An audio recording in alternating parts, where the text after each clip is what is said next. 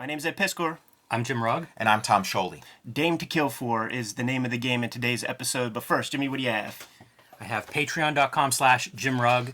Recently, I posted a page-by-page notes on where each of these pages came from for Super Mag, which is my last in-print book from AdHouse Books. You can pick that up at adhousebooks.com.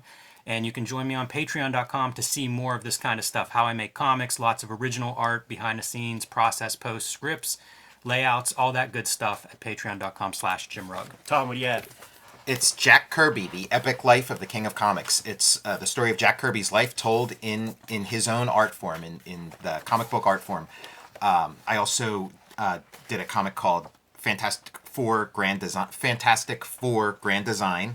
And you can check out my Patreon. Go to patreon.com, search Tom Scholey, see the comics that I'm working on right now as I work on them. And I have a YouTube channel called Total Recall Show. Red Room Comics are in the wild. 2 issues of the regular series are out there as we speak. Free Comic Book Day issues coming out August 14th, 2021. Murder on the Dark Web for Fun and Profit is the name of the game in the Red Room universe. And every issue that you get your hands on is a complete self-contained story, one and done. But you read other issues, you get a bigger scope of the universe that these characters inhabit. Going to be coming out on a monthly basis. You could order and pre-order these comics at the Fantagraphics website in the link tree in the description below this video, or get it put on your pull list from your local comic shop. You can also go to my Patreon, patreon.com/Ed Piskor. $3 gets you the archive there, and I am serializing all these comics before they hit paper. Well over 100 pages worth of comics on the Patreon right now with new strips every Tuesday. All right, fellas. Sin City, Dame to Kill For, the first miniseries to come after the Dark Horse Presents serialization that sort of took the comic book world by storm. Yeah, worth noting the Legend logo in the top left corner there. You got to have your imprint. It does, and it means wizard coverage, right? You get your gang of fellow creators together, make your imprint, you get a little extra news coverage, maybe a cover if you're big enough. In this case, they were. And I mention it because I think this is where a lot of people encountered Sin City for the first time. I think this is I think this was much more accessible than the first story at this time. And I say that because I was trying to get my hands on that first story. I had my dealer looking for it when he'd go to conventions and set up, and it took about 2 months for him to source one of those collections. This is before trade paperbacks were a big part of the comics business, and it was not that easy to find that initial book. Plus, it was popular, I think it wasn't printed in big numbers, and it sold well, and that's a perfect combination for not a lot of people seeing it, but maybe hearing about it. Obviously knew Frank Miller. When this comes out, this is about as accessible as you could get at that time. Yeah, it was a trade paperback that I got my hands on. I started reading the actual miniseries whenever Big Fat Kill is being doled out on the strength of discovering it from Wizard Magazine, because I was a young kid. Like, what's the year on this thing, man? 1993. I'm 11 years old, give or take, whether it's June, or August, whenever this is starting to get serialized. But the trade was out there. Got it at Duncan Comics, actually, Jimmy. Oh, nice. Yeah. Duncan Comics, shout out near my house. Yeah. And just blew my mind. As a kid, when you read this, it works on several levels, like as you sort of like mature as a person, because as a kid, this was like some sophisticated stuff Sure, to me. yeah. Like in terms of like story content, like I had no experience with the Mickey Spillane pop boilers and stuff. As you grow up, you see the tongue-in-cheek aspect of it that Miller is really bringing to the table, man. Kind of, it is sort of like the Tarantino Pulp Fiction, playing with tropes and updating them for the 90s. It's also worth thinking 1993. Like, imagine the Image comics are sort of the peak of what's selling in 1993.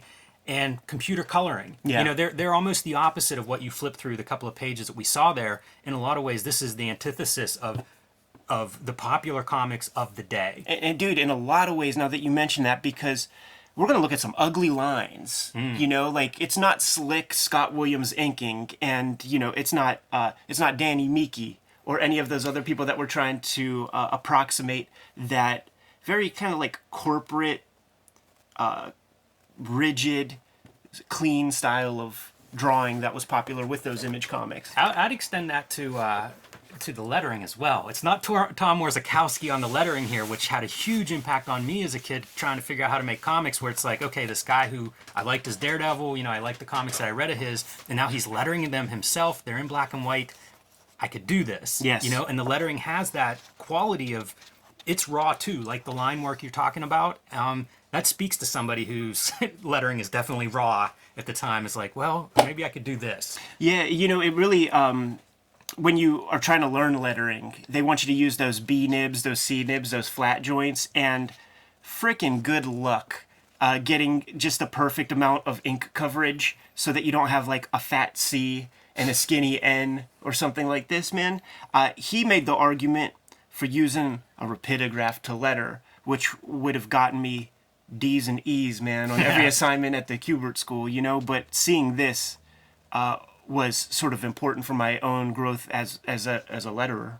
Think about the branding of like Legend versus Image. It's like those guys are all about surface and Yes. flash and image. We are telling stories. We are creating legends. Awesome, man. You guys ready to just jump into this? Yeah, sure. thing? Yeah. So one thing that I found kind of noteworthy, giving this a re-examination, is that the pace, to me, it's manga pace. Like you get very few even 5-panel pages in this thing. It's visually told in such a big way. The lettering is the part that roots it in American comics. The fact that there's like all this kind of It's verbose. It's Yeah. a little purpley. You mentioned Mickey Spillane, and it's definitely a reference to that kind of writing style. yeah. But a lot of time, like purple prose, a lot of times is like really painful to read. Where this stuff's just like fun. And it's he knows what he's doing. Yeah. Like it's not accidental, I don't think, man. Yeah, it totally fits the tone. And so like everything in it's Sin City, so everything in this is sleaze. So he's got a sleazy job where he's taking pictures of a guy who's like having an affair or whatever. And it wasn't clear to me, like when I was a kid reading this, how much of it is like, is he selling these for pornography in addition to using them as like extortion materials in a divorce proceeding? Played by Ray Liotta in the movie, for those playing at home. And he's a compromised figure. Like he is an artist, he has artistic ambitions and aspirations, but to make ends meet, he's got to do these like dirty jobs. Almost everybody I know who's a photographer, it pains them that the bulk of their income does come from shooting weddings. So first thing I'll point out is the Will Eisner influence. I always think of Will Eisner as talking about composition and panel composition as like stage dressing. So Yes. it's like, what prop do you need? And it's like, okay, the bed, the nightstand. We don't even have a panel border here. It's just enough to establish what we need to know about the setting. It's a cheap little hotel room. Yeah, like one of those nasty ones in the Poconos with like you just imagine. Yeah, it's all red. Yeah, you can probably rent this room by the hour. He's really figuring out that reductionist style, man, with the drapery, with all of like the little filigree that he's putting in there. The lighting on like these pillows and stuff is something that I was making note of. The first Sin City story, you do see him figuring out Yeah. the visual language through it. By this point, it's pretty much solidified. He still does a little bit of experimentation that gets cast aside. Some of like the Xeroxography in this, he doesn't really end up using in other works, but it's pretty solid. This character, I mean, Jesus, like The way he depicts black and white flesh on a lot of characters, really gross. Yeah, we'll be seeing Agamemnon pretty soon. Yeah, this guy's not too far removed from Agamemnon, all the like sort of wrinkles and dots and almost like folds on clothing, but it's a human being. I feel like he worked out a lot in that first Sin City, and that this is kind of like an apex of what he's doing in that first Sin City. And the lettering is one of the places where I really see it, where like the lettering is a major part of the composition and the way you go through these pages. And I'll point out a few more as we go along, but it feels like lettering would have been new for him in that first Sin City, and now he's a little more confident with it. And it's a major compositional device throughout this miniseries. And it's a big influence on me. Like I put my lettering in my layouts for that reason, and then I adjust my scripts accordingly because it's so important in just how you flow through the pages, and you'll see it again and again in this miniseries as we go on. You never really heard guys back in these days talking very much about building the pages in the spread. But when you see stuff like this, I think it's very apparent that that's one of the tricks of Frank Miller's sleeve. You can see sleeve. some like symmetry and like how stuff's playing off it across the spread. And yeah, I mean he's a compromised figure, but he's a hero at heart. You know, he does his best when the chips are down. This is always one of those pieces, man, where like it's an awkward move. Like he's letting us know, man, this isn't superhero stuff, man. He's not falling down with grace or anything. Like he's just using his body as a dead weight to take this guy down. This is that manga stuff you talk about, Ed, because it's like Dwight is vertical and then Dwight is upside down. Like, you know, you could read this from, I could be in the other room and just glance in here and read that page clearly. Yeah. Yeah. Visually, like you almost don't need the dialogue in a lot of ways. He uses the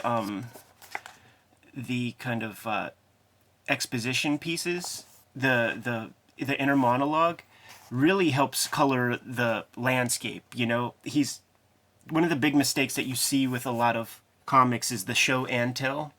But he's just getting into specific character stuff. And it says a lot about Dwight as a character. You know, at first all she could do was sob and blow her nose and smoke cigarettes. She smokes 6 cigarettes. Like he's making note of that. Like you learn things about a character when you know, that's the detail that character's pulling out.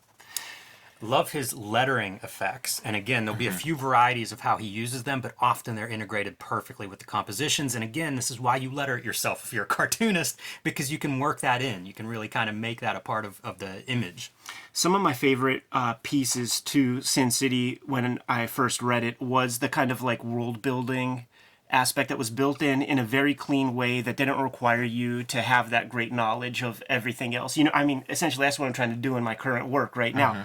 And for those that know, you know, this is Goldie right here. And for a certain point of time, the story takes place before the Marv story, and at a certain point, it shifts and it's after the first Sin City. When it's pretty fun too because we're going to see Marv. Yeah. We'll see exact scenes. Like Right, at points, they're like, crisscrossing. Back characters. to the Future Reminds Part me of 2. Boogie Nights whenever it's like one car pulls Yes. into the parking lot and then we follow the car that's driving by the establishment. And if you were reading this like in order, it's like, okay, I guess I'm never seeing Marv again. Yeah. And then it's like, hey, Marv's back. Yeah. Yeah, that was a big part of interviews and promo stuff at the time that I would read about, where it was like everybody loved Marv, but he dies at the end of the first Sin City.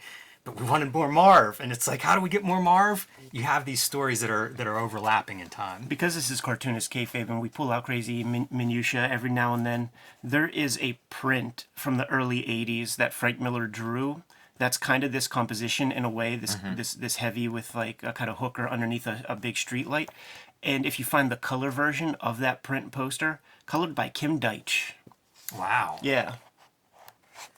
That's fun. The woman from the initial affair, you know, this is her story. Ed, you talk about she smoked 6 cigarettes, and by the time they reach their destination, she's basically put herself back together, you know, speaking to like the toughness of this world and the characters that survive in this world, and pretty much walks off into the crowd, into the night, back intact. You know, like she's rebuilt herself from this nerve-wracking experience and back to business.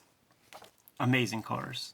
When we have a video for the Art of Sin City where we get to see some process stuff that Frank goes through to like arrive at this stage, and he draws everything. Yeah. You know, he draws it all in pencil, gets everything right, and goes through several versions of that. Puts tracing paper over top, has several layers of like the drapery would be like a black Sharpie, and then underdrawing will be like a red Sharpie of like the figure or something. He's like building these figures, and then when it comes time to ink, you know, take 10 minutes and put that page together. Yeah, they look kind of like typically drawn pencil, like the figure work and stuff is kind of like run of the mill. And so like as a kid trying to replicate this stuff, you're assuming that he's just going in like straight to black and doing all this stuff, and like you'll kind of drive yourself nuts trying to do that. Wasn't it so sweet when you first saw him doing these things because you saw those shapes and you knew what that was? Genius, man. But here's our Agamemnon guy. Something about the Greek the Greek tragedy is something Yeah. that Frank Miller really, really digs. In fact, he has Electra right there. He's like kind of got like the mythology and stuff is obviously like a big interest for him. I love how shitty history. this corner is. Yeah. Like Agamemnon's chair, where clearly he spends time 4 inches from the shitty little television. Like, it says a lot. Yeah, you know what's on those tapes. I try not to think about those tapes. And it explains the Dwight character a bit, like in the captions here, because the sort of the thing that he gets from working with this guy is access to his own darkroom, so that he can do his more artistic pursuits. And this Agamemnon, probably makes like an extra copy of all these photos. He does. Yeah. But I think that I know for a fact that people that work in like the Walmart photo department would do the same thing, Yeah. because I knew those guys, man, and they would bring back some weird ass flicks. I think the statutes of limitations on privacy and stuff should be up after 25 years. What do you say? We got to cut this out? I don't know. Some more Dwight character stuff. Can't let the monster out. See, as a little dude reading this up, man, I was eating it up. I'm like, wow, he has so much dimension. A lot of foreshadowing, though, too, in terms of, like, we know there's more to this guy. Yeah. And some more great lettering, sound effects stretching across, and even things like the phone ringing. It doesn't get more noir than this right here, huh? And he's basically like a detective. Like this would be like Jack Nicholson's character in Chinatown or something, exactly. where it's like mostly it's people who are in the middle of a divorce or whatever and want some photos. He does this stuff too, more and more as he goes through Sin City, and we see it with some of the car shapes already, where it's like it's not quite. It's the icon of a mouth. It's the icon of some of these different objects, where like they're not drawings or references to a reality, but easily recognizable. So this is taking place after that very first Sin City miniseries, when that fresh new art style took the comics world by storm. So we have a promo cut right here. Yes. Jimmy, can you explain this image? Yeah, after Sin City's so popular, Jim Lee has to get in on this with a little book called Death Blow. Yes, darker image. Frank Miller didn't appreciate it, apparently, because that looks like Death Blow under Marv's boot, spilling blood and beer on the bar floor. Still has the bandolier of bullets and stuff. I mean, I remember like seeing in like the fan press or something like Miller, making like a comment about Jim Lee, and it was years and years before I finally saw Death Blow. So I'm assuming it's like this total Sin City lift. And then when I saw it, I'm like, this isn't anything. Like it's in black and white, but it's got gray tones. The drawing's completely. It's got big guns or whatever. But like the idea. But I guess when you looked at all the other comics that were out back then, it seems a lot closer to Sin City than it does now, when like the Sin City influence has kind of been like sort of absorbed. And some of it's also just that kind of like rivalry is kind of fun too. So maybe he's playing it up a little for the press. Here we have our Cherchez la Femme. And this is like how they would promote this series. Like this was like the ads you'd see, and it would say Ava, and it would be these like shots of her like coming closer and closer, and Can we grab the trade real fast? The cool thing about the trades would be that there would be a page or two added. Some added because footage. it was more of like a build up where she's like Yeah, so you have slow Dwight walk. looking, and then we have Ava right there, right?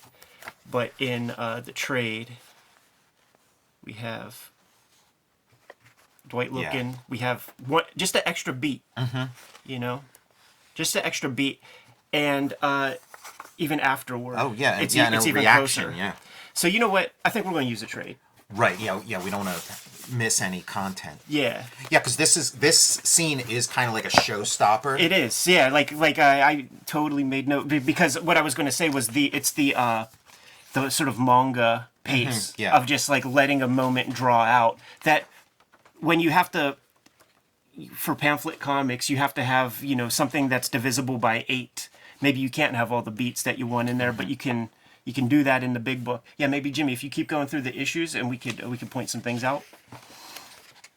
Yeah, and like just a great introduction to this character, like the central character, probably gets more like screen time and time devoted and more dialogue than any like woman in the whole Sin City series. Yeah. Using that 3-panel motif that we saw in the Darwin Cook New Frontier comics, using it to great effect. And something about like composing in that, like there's a lot of room to play. Minute This is an extra page in the trade. word. Okay. Yeah, again, another like character introduction, and he goes on to be like a recurring character, you know, major character in like the whole like series as a whole. Is this like a monocle or something? No, that's just like cheek, light on your cheek. Oh. He hasn't lost his eye yet. He Right. like becomes a Cyclops Yeah. as the series goes on. Yeah. Right. Okay, I see it now. I mean, I thought it was like Ranks Xerox or something. think back to when you were a kid trying to decipher some of these, because like Yeah, we for get sure. it now, but it's kind of hard to decipher the first time you're checking it out.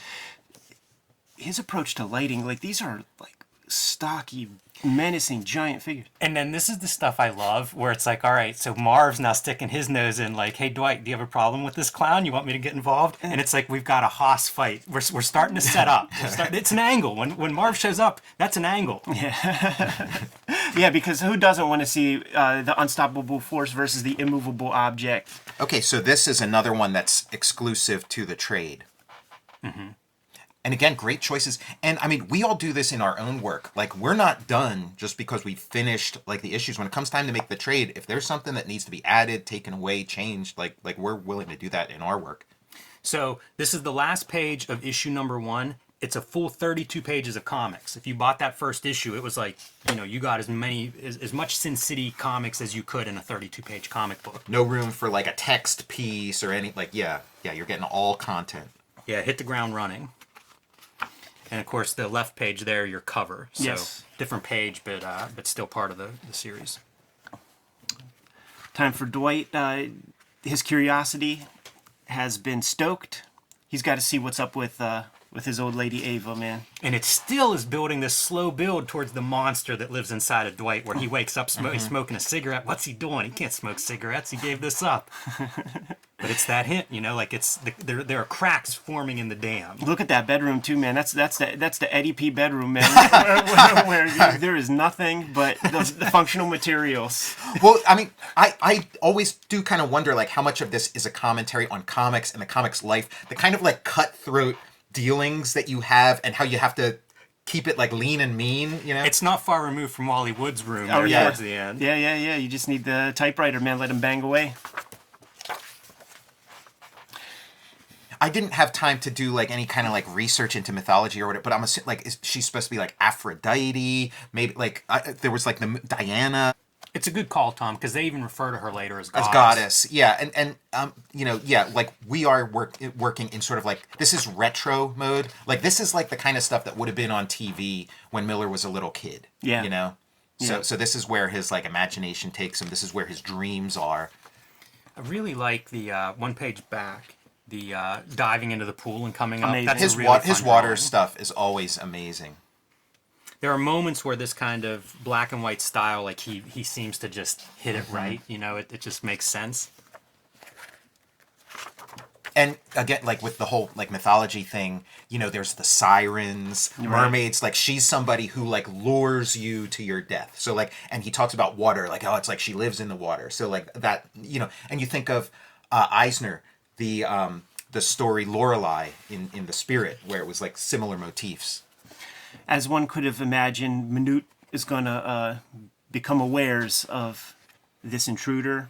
And detonate an atom bomb between Dwight's legs. That atom bomb motif is in Big Fat Kill as well. The Yeah. atom bomb would be the Jackie's badge when you find out Right. that he's a cop. And then he has a literal atom bomb in That Yellow Bastard when he punches that guy in the face, and it's a mushroom cloud. And this whole thing of like, you know, hey, you're a snooper, and like I'm gonna smash your camera and stuff. This is like detective kind of stuff. Like, you know, hey Jack, don't get your nose caught in a window. Yeah, and he plays it up. Dwight plays it up, man. Like, oh, I don't hurt nobody. You know, like Yeah, he's playing like the he's a character. voyeur. Like, yeah, I'm a perv. That's pretty fun being kicked out of the car. Yeah. His body just flying through the air. Just even the hazy punch is cool. That's one of those black and white moments that I think works well. As he's slipping out of consciousness, the drawing it reflects that. And at this point, you don't know how much of Ava is bullshit and how much is real. Like, because she sells it pretty well. So if you don't know the character, you're kind of like, oh, wow, you know, she does, like, you know, obviously they have a past and he's got reason to be mad at her, or maybe he doesn't. And, you know, she sounds like she's in bad shape. Damsel in distress. Right. These captions with the arrow really work great in this comic, man. They're completely unobtrusive. Yes. It's not calling Right. too much attention to itself. It doesn't disrupt your narrative. Yeah. It's slick. That's not my coat. Right.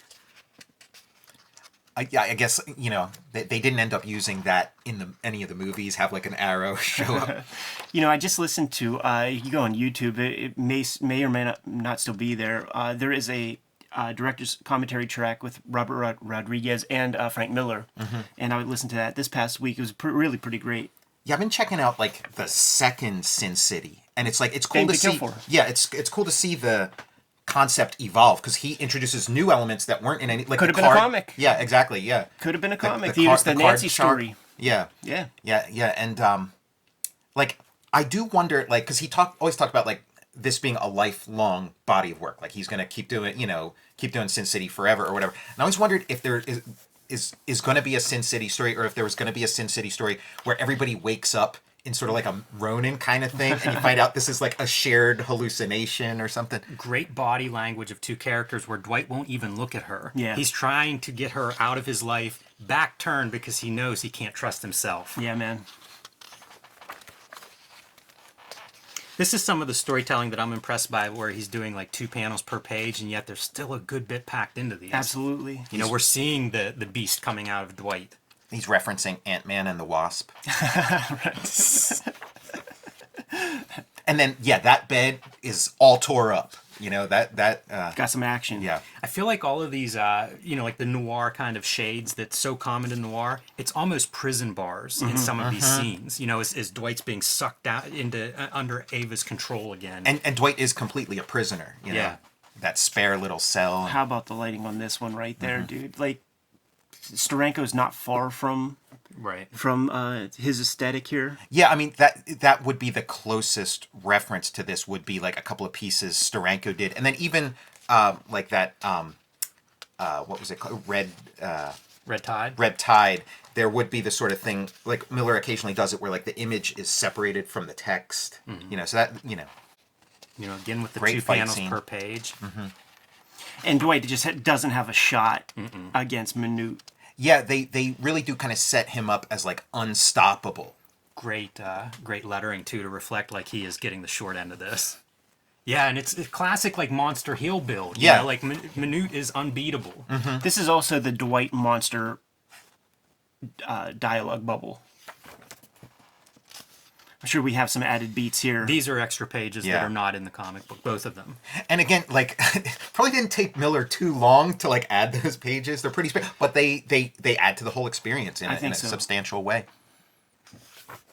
Yeah, great wreckage. And this will be the next chapter, so it's almost like we're going to go back in time a couple of minutes. And I loved that cover. Yeah. We get to see Marv looking like a super badass Yeah, there. the guy you've been waiting for. Yes. And I love this part because it's kind of like, what am I looking at? What is that? And then it's an Edsel. Is that an Etzel? Yeah. That's so funny, man. This is a kind of a motif in the Sin City comics up to this point. You got to bat your guy around with a car. Yeah, and I remember when the movie came out, people who weren't familiar with the comic being like, are these guys superheroes? Because they seem like they have like superpowers, but it's, because yeah, you get run over by a car, you're dead. Further establishing Marv as a character in our story here. And again, like a great build too, where like these guys are sort of goading Marv and giving him an opportunity, like an excuse to cause some mayhem. Yeah, introduce the noobs to the gravity of what Marv can do. Yeah, they're tourists, which like the whole Sin City setting, it's kind of like, okay, Vegas is called Sin City or whatever, but it seems obvious it's like LA. It's like, old LA. Yeah, LA's kind of like in a break tar basin. pits and Yeah. stuff. I love seeing like, you get your black silhouette of a gun, heavy black spot, very white panel, especially behind the gun. That black and white balance is, man, this is the tour de force for that. Just the effortless action on Marv's part where he's just clearly not breaking a sweat. Yeah, but breaking that dude's arm. I mean, look at this poor Yeah, bastard. he's just liquid. Pulp. Also, the giant hands remind me of Kirby. Yeah, The a lot of squared Kirby off here. Yeah. fingers. Yeah, I mean, everybody is the Hulk in this comic.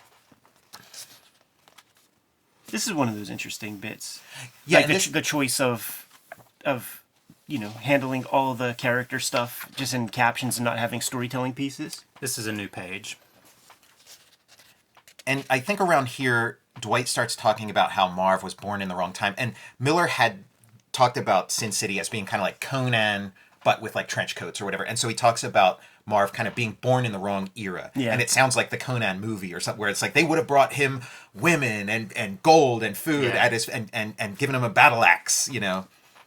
This is also something that's not in the comics. You know those giant hands, Tom, you were talking about, like Marv being born in the wrong time period, but also mythology and goddess and, you know, Ava being a reference to this stuff.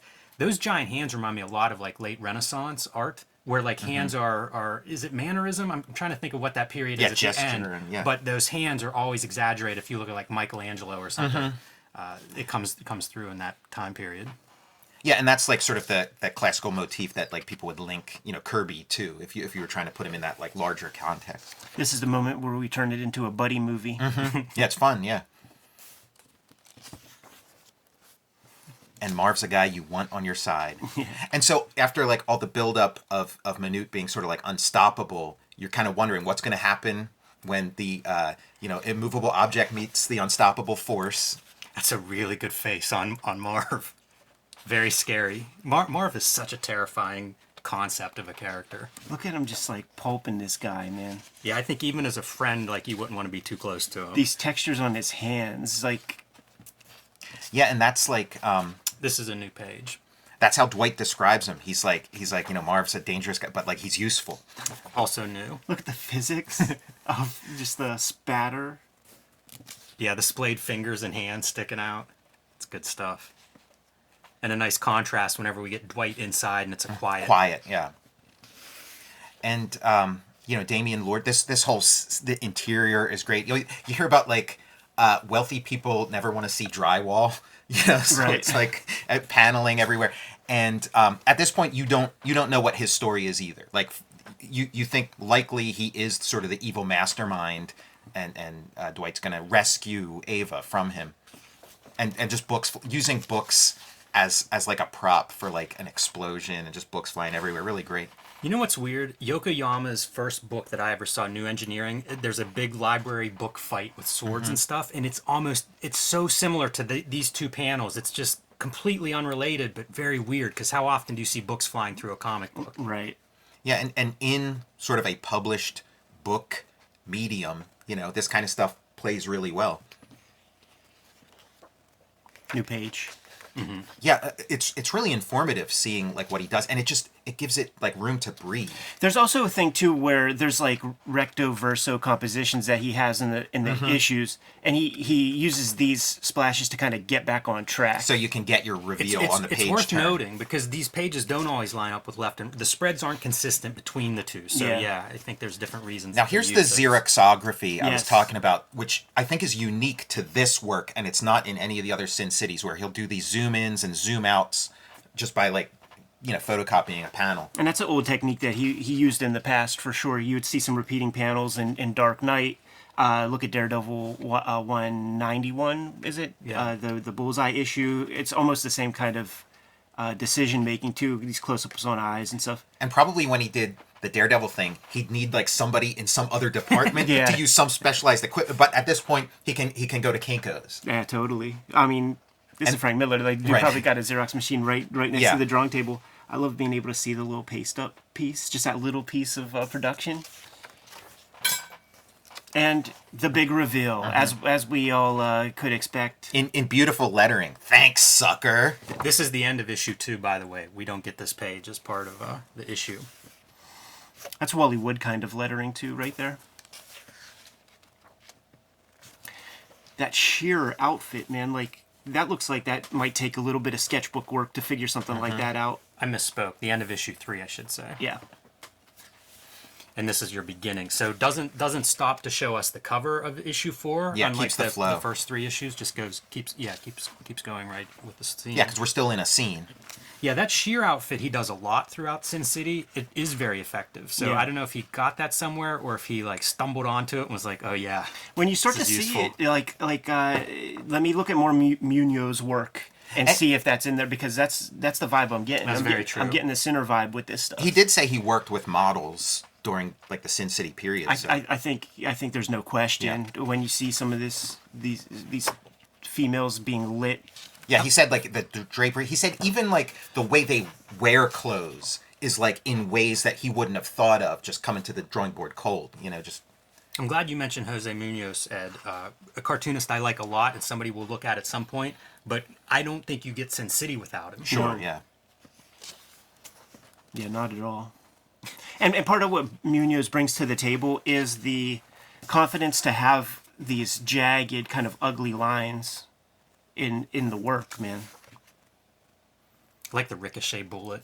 Like she's still shooting at him as he leaves. I was counting the blams, and like we're gonna get she's just unloading. Like the next page, it's click, click, click.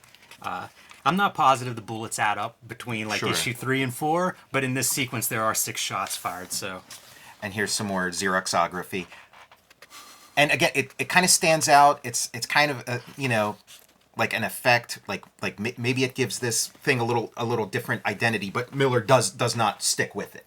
I like that he's experimenting with it. It is different, and it's certainly graphic. So it's kind of cool to see him do something that he decides not to use more, but still like experimenting on the page. Yeah, because the Sin City aesthetic is pretty fully formed by this. So that's like just the one element that he's still tinkering with. And yeah, just one of these scenes, a noir kind of scene where you're having like a conversation with a dead body. Yeah. And is it this part where she's going into the whole thing about being I'm just evil. Right. I mean, yeah, if they knew what I was, they'd, I wouldn't, they'd kill me, When you have a speeding car in a Sin City comic, those wheels never touch the ground. Same here. And I'm talking about not one of the 4 wheels. Here we have Reservoir Dogs. Makes you sad he never did the Optimus Prime year 1, right? He has done some Transformers in Marvel? Yeah, I think in Holy Terror he does like a scene where people are at a Transformers movie and you see like an Optimus Prime. Here we go, man. You're gonna be okay. This totally feels like Munoz to me, where you're getting the black as these like splotchy marks rather than shading. It's pretty good. Man, that back seat is just fantastic for being like a bloodbath. Say the goddamn words. The storytelling on this spread, man, with this like rookie Chips, freaking Eric Estrada cop, all visual. This could be a Stranko story. Yeah. I did the math wrong. It was my car against their biker gang. Oh, you mean like a supposedly biographical story? And it's it's played for slapstick, basically. Fun composition where like out of the window you see the cop on one through one window, cop bike through the other window. It's so cartoony in those elements. And here we got just a great image, and the old witch from Tales of the Crypt. Yeah, continuing that kind of cartoony stuff, abstract use of your ink. I Big don't Kirby know what hand. it's describing in some of those spots. And comparing it to like the original issue, he uses this moment as like a chapter break. Right. In the trade. Yeah, that's pretty interesting. I do love seeing like those choices for the collection, like how to present this as one big work rather than 6 standalone issues. And so at this point, we've kind of figured out like Ava's deal. She kind of has this ability to just size you up in 2 seconds and then turn herself into like whatever she needs to be to get what she wants out of you in that particular moment. And so she's being like the damsel in distress to this cop. It's real good too because like the 2 cops, we're gonna see an arc for this cop, right? Yeah. But his partner in the beginning is like, man, she's throwing herself at you. It's a perk of being a Sin City cop. Later he'll be changing his tune and being like, she's a suspect. Yeah, she's completely manipulated you. I didn't tell you to fall in love with her. That's kind of what he says. And this guy shows up again in That Yellow Bastard, which is where that was my first Sin City, was That Yellow Bastard. So he's Hardigan's partner and kind of betrays him. He's Played by Mike Madsen for those playing at home. You got a bum ticker. Saying that. I like seeing like what the language is that he uses because the black and white's so sparse. Like, how do you do machine gun fire? This is this is the cartoon shorthand of Sin City machine gun fire. Yeah, this is the stuff that you would see like guys like Mike Netzer, whenever he jumps from his Neil Adams style to his chiaroscuro Sin City style, like lots of this. And this is kind of like a video game, like APB or something. yeah, man, Spy Hunter. And Old Town. And Old Town, I'm thinking he's kind of thinking of like the Gaslight District at San Diego Comic-Con, you know?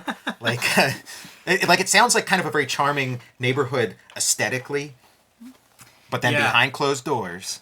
This is such an important part of Sin City, right? Like building that world where you get to see the girls of Old Town and how they function, and they are your superheroes. Mm-hmm.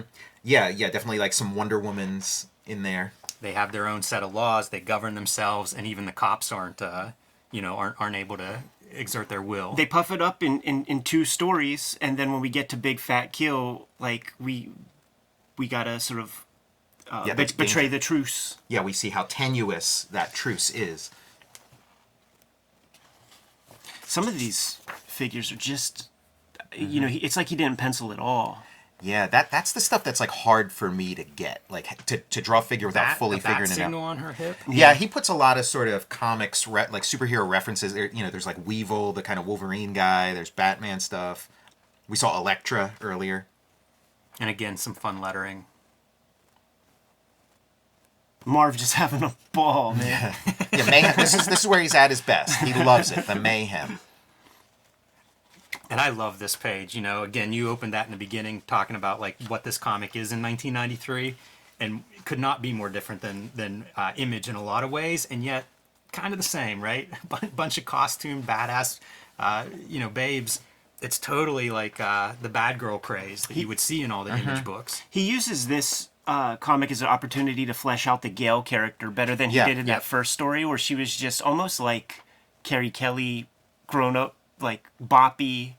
Yeah, she's got the glasses look, at least. And played by Rosario Dawson. Rosario Dawson. Yes. And, Ava gets, like, the most screen time in sort of a single thing. But then Gale gets a lot of screen time, like, spread out through the whole series. That kind of adds up to, like, she's a pretty, solidified as a badass character. in this comic, for sure. So here we have our detectives swerve. And I think we've seen a couple of scenes, like the scene of like the guy who was like cheating on his wife, of people like in bed with just their socks on. I love the drawing on this face. Yeah, it's such a cartoon. I feel like this character in particular, like Miller's going like full Toth.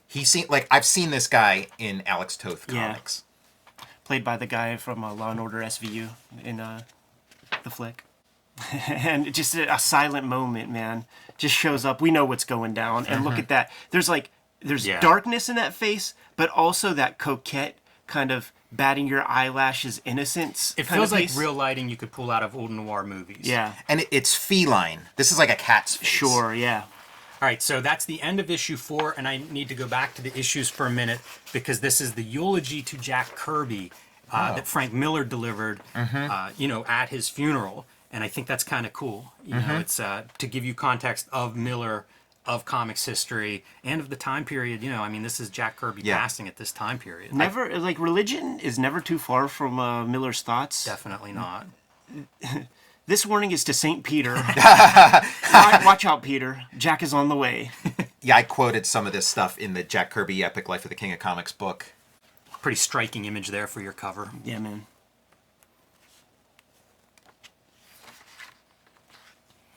And like Gale's kind of like a continuation of his Catwoman character from year 1. Has a Karen haircut.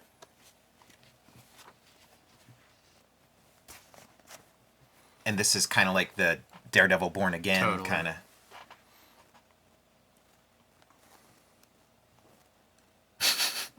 This is a motif we're going to see through the rest of the comic, where the detectives are kind of getting some intel on our guy Dwight, and it'll be this 3-panel structure with the verbosity. Used to good effect to kind of sell you more on Dwight as a character from the points of view of these various characters. What a contrast between Detective and Agamemnon, by the way. Yes, this like lean design and then this like monster. And this is kind of like an Elmore Leonard kind of thing where it's like the plot seems like it's heading towards a big confrontation between him and Dwight. And then swerve. It's like, it doesn't happen. We're still in a part of the story that takes place before the first Sin City comic because we have the blonde twins there. And we got the symmetry, the like Kubrick influence on this. He'll use some of that xerography on the girls, man. On the Goldie and what's the other girl's name? I forget. Was it Wendy? Sounds right. This piece right Yeah. here, it's the same drawing. Deadly little Miho. Yes. She'll get her spotlight in Yeah, Family Values. Yeah, she's the star of Family Values. She's almost the star of Sin City in some way, man. Sure. In the same way that she's the star in Sin City comics, the way the Spirit is the star of Spirit comics. Like a lot of other stuff happens, but the badass stuff kind of reserved for her, and it carried on throughout the movie. When you listen to that commentary track, Rodriguez is like, Miho was your character. Like Frank Miller was like spending so much time with that actress, it just like saw her as like his character. Yeah, it's just like a really compelling character. This sort of like silent assassin, and then I feel kind of like lifted into The Walking Dead with Michonne, of like just here's a sword slinging badass who's just gonna kill everybody. So we look at this and we go, oh, it's 3 panels, but whenever you get to like this panel, it is really panels within panels. Yeah. And Right. pretty effective with foreground, background, and really different pieces of what these characters are doing. Gail as Sarah Connor from Terminator 2. Totally. And this is kind of getting into Creepax territory. This is like almost like a Creepax image. Creepax came We to know mind Creepax. several times while looking through this stuff, man, for sure. Yeah, those lips where like they look almost like a piece of furniture, like plush leather or Yeah. something. That's like a Creepax. More Xerox with the girls there. Something tells me that if we go in those 1970s Fairborn face reference things, we're going to find this lady. That looks almost like he took a photo and played with the settings on the High Xerox contrast. machine. Yeah, and just like boom. Yeah, high contrast. Maybe did a little bit of noodling. Could that be Grandma Miller? The Gray Lady, or what's her? The Iron Lady, Thatcher. Yeah. And like Creepax, great, sex scenes, But not gratuitous. Stuff that you would see in an R-rated movie, basically. Yeah, Michael Douglas, Sharon Stone. Yeah, this is the sort of breakup of the rockers, to use wrestling parlance. And like combat scenes in superhero comics are sort of like a stand-in for sex. Yeah. So, here's the real thing. And more Xerox stuff. And again, I don't think this is particularly effective. I think it would have been better like a redrawn version of that, but he's doing his thing. This is another overlap moment from Sin City where in the original Marv is stealing this guy's coat. Your coat looks like Baghdad. And just look at that coat, man.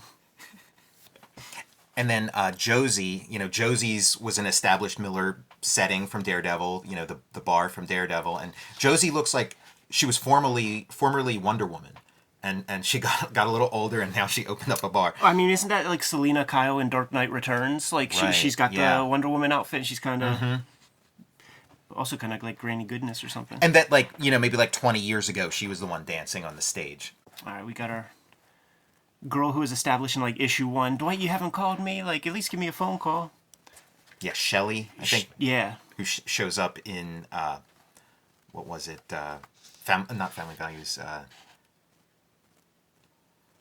But was it The next Dwight one. Big Fat Kill? Big Fat Kill, yeah.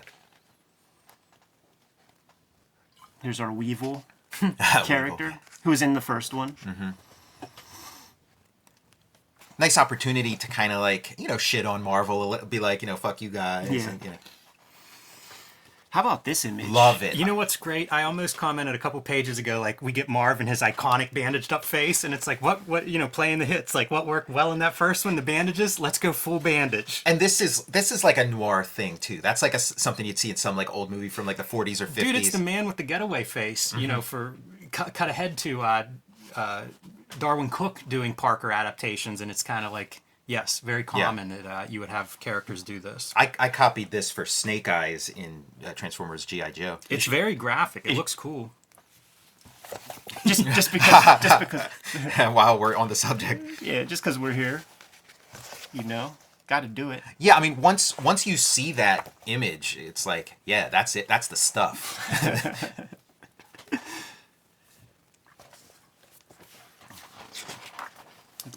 Last issue. Yeah, issue 6 starts here. That's your cover on your left.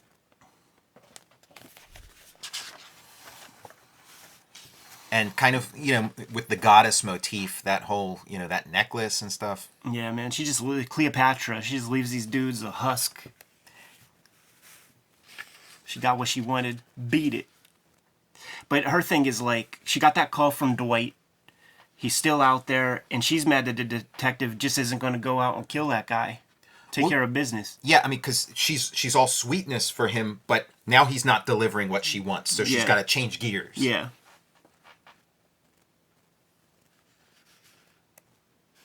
It's kind of a funny scene with Manute because it ends with Dwight telling him, stay out of the way, and that's not what happens. Like, this is kind of a weird segue. We need some exposition or whatever, but it's no resolution to Manute. It's kind of an odd scene. It sets up the idea that Dwight is doomed.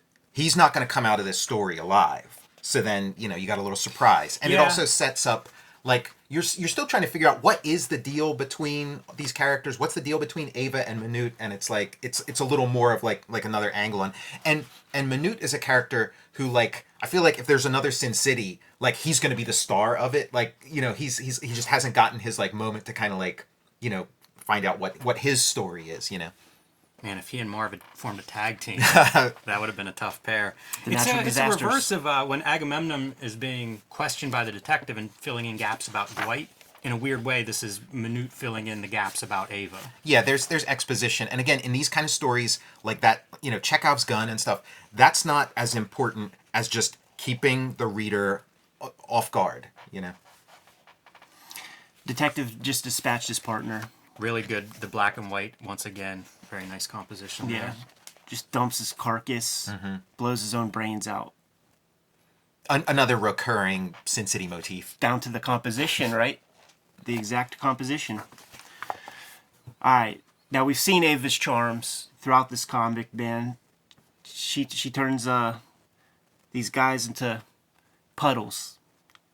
And then we introduce this guy that I don't think, like, this guy would be... Kingpin. Yeah, like he would be explored a lot more like other Sin City. Yeah, like and if there were more Sin City comics. I think there was like a Wallenquist in Daredevil too. But yeah, very much the Kingpin. And yeah, like you were saying, Ed, her charms work on everybody. And then it's kind of like Luke trying to do the Jedi mind trick on Jabba the Hutt. Yeah. Doesn't work. Yeah.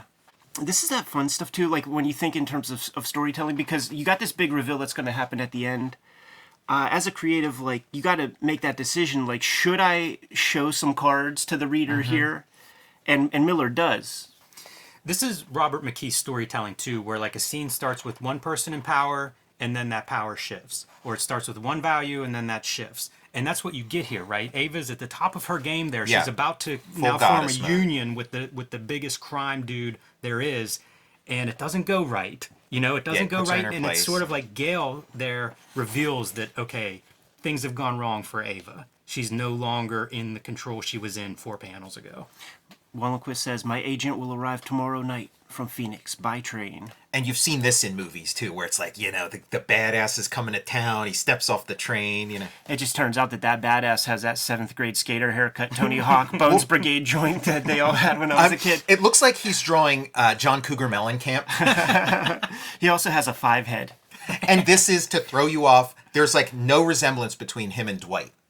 He's all hair. His facial features look like they're in different places on his face. Like we don't want to tip the hand at all that's who this is. Doesn't that feel like a Fleischer Brothers cartoon Superman train? Yeah, and being sort of replicated again in like Batman the Animated Series. It also makes me think of like a Kirby panel, like the Eternals double spread with like the weird monster train or thing. Russian constructivism, poster art. Yeah, and sort of like brutalism. So we have our Daffy Bimbo and our Himbo Hitman. en route to the Lord house. And I feel like at this stage, like, we all know that's Dwight, you know? Like, yeah, I wonder. Yeah, I have to. Yeah, I'm trying to recall back Yeah. because Yeah. obviously once you read the story once, you know it. You can't unknow it. Right, But, sure. it is interesting how far Miller goes out of his way to sell that this isn't Dwight in Mm-hmm. terms of the appearance, the full bandage face, the issue before. Like it's I don't know, man. I don't know if that was a twist that worked or not. Yeah. I just can't Yeah, remember. And there was like sort of the horror movie kind of stuff when Dwight's all bandaged up. And he's like, "I'm coming to get you," on the phone. Yeah, I think the other piece too is just like as a kid, seeing like the stuff in Wizard, like you see, in captions you see that artwork and you see Dwight, so Yeah. it's spoiled. I think I read The Big Fat Kill before I read this too. So yeah, but whatever. You're going on the ride. When he's describing the character of Miho to the actress that played her, he said, "You are not a woman, you are a weapon." That's fun. Miho coming out of the trunk makes me think of both Sin City and Quentin Tarantino. Feels like the trunk. Yeah. Using the trunk is a staple of this genre, this crime fiction genre. I mean, obviously they have a million similar influences, but like Tarantino's following Miller's career from like moment one. Like he's steeped in this stuff. It's not an accident, and it's not just common influences. This is a funny piece when you watch the movie when they try to replicate this gimmick right here, man. Looks good on a comic page. And when you see this, the speed lines are absolutely necessary for that. If you take those speed lines away, it could mean other things, man. It could mean that she's tumbling off. Yeah, You had to sell it with those speed lines because you don't often see that in these comics. They say like speed lines are an indication of failure, that you were unable to communicate what you wanted to communicate any other way, so you had to resort to that. Who says that? I'm against that. Scott McCloud. Oh no! I feel like they're such an intrinsic part of like comics language that I love them for that reason. Well, sure, yeah. I mean, we could argue both sides of any of these points. And yeah, just more great waterwork and steam. Like she's in this little like pool or whatever, steam everywhere. Just showing off, man, Atmospheric. prancing. And that whole spread is extra, Oh, cool. as is that splash page. Yeah, this is like a more mature Miller. He's figuring out more texture and things to do with that white media. As is the follow-up page, which is surprising to me. That feels like a page that would be in there. But And again, doesn't this look like a failure? Like that doesn't I don't look like care for Sin that as City much. language. Yeah. I would criticize that as speed lines too. Like, I would say those are Right. bad speed lines. Yeah. I like the glow off of Minute's glass eye man, throughout the series. The Rob Liefeld influence can't be understated. The winky eye. Miller knew what was popular in 1993. Legend Comics. That's Art Adams. He created Long Shot, an ode to his homie.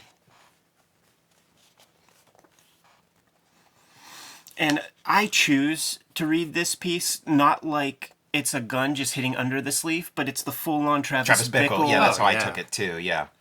And again, like the interior monologues and stuff, and these characters living right on the edge. Like, I mean, he obviously fell in love with Taxi Driver, and it was just from like Batman Year One on. It was just like in his work and wasn't going to come out.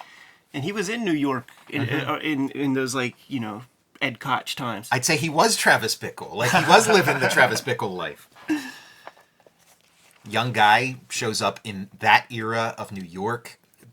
Not a friend in sight. From Podunk. the sticks. Yeah. I always love that spin kick White pulls off there because you see him like twist. Yeah. Fun setup. Still lacks grace, he isn't a superhero exactly. Daredevil wouldn't kick a guy like that.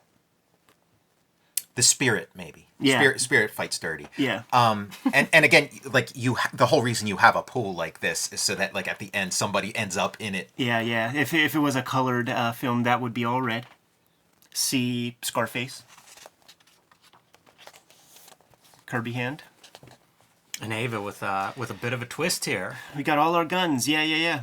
Because she knows that desperate times call for desperate measures, man. Dwight got the drop on her. She's going to have to try one more time. But not before Miho gives us a cool visual to end on Minute. Blow. Thunk thunk. Yeah, I copied this kind of stuff in Transformers also.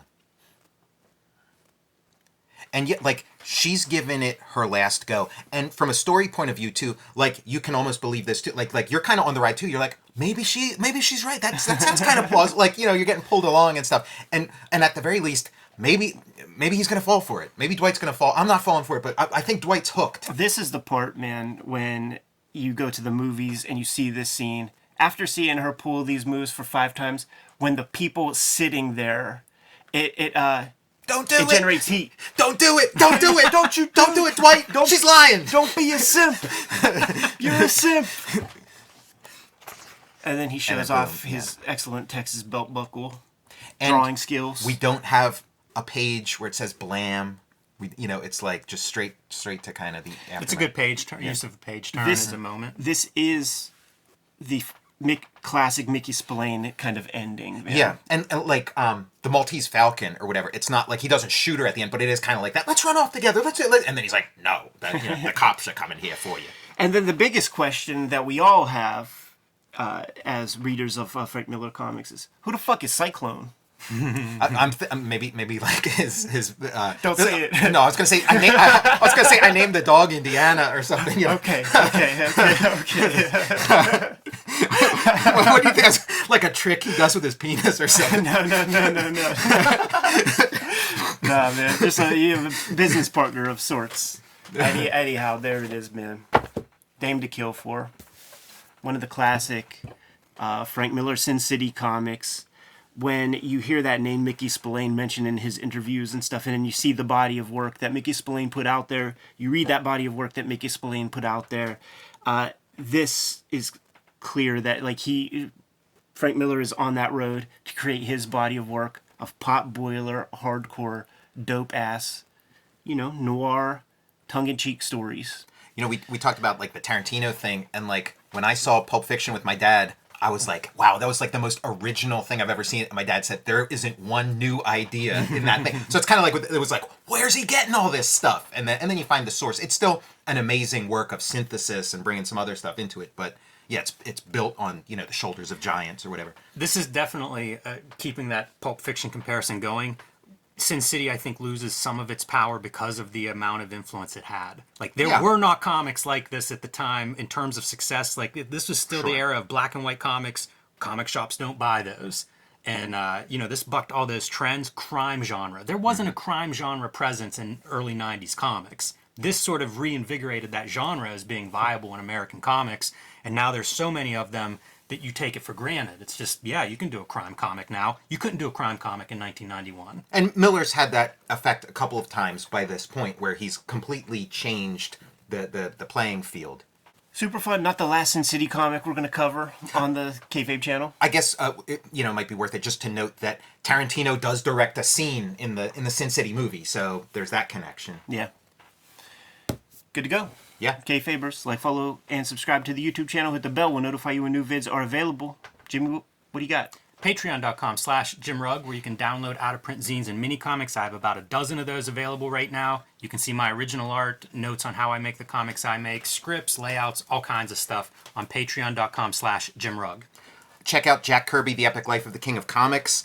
If you're curious about the Fantastic Four and want to learn everything you need to know about them, read Fantastic Four Grand Design, and check out my YouTube channel, Total Recall Show. Red Room Comics in the Wild. 2 issues on the stands as we speak. Issue 3 coming out August 4th.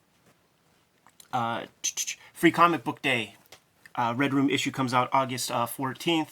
Get these comics at your local comic shop. Get it put on your pull list, or order these comics from the Fantagraphics website, or hit the Patreon up to read these comics before they hit paper. Patreon.com/EdPiscore. $3 for the archive there. New strips every Tuesday, well over 100 pages. Subscribe to the Cartoonist Kayfabe e-newsletter at the links below this video. You can also find Cartoonist Kayfabe t-shirts and merchandise at the links below this video. Jimmy, give them those marching orders, man. We're going to be on our way. Read more comics.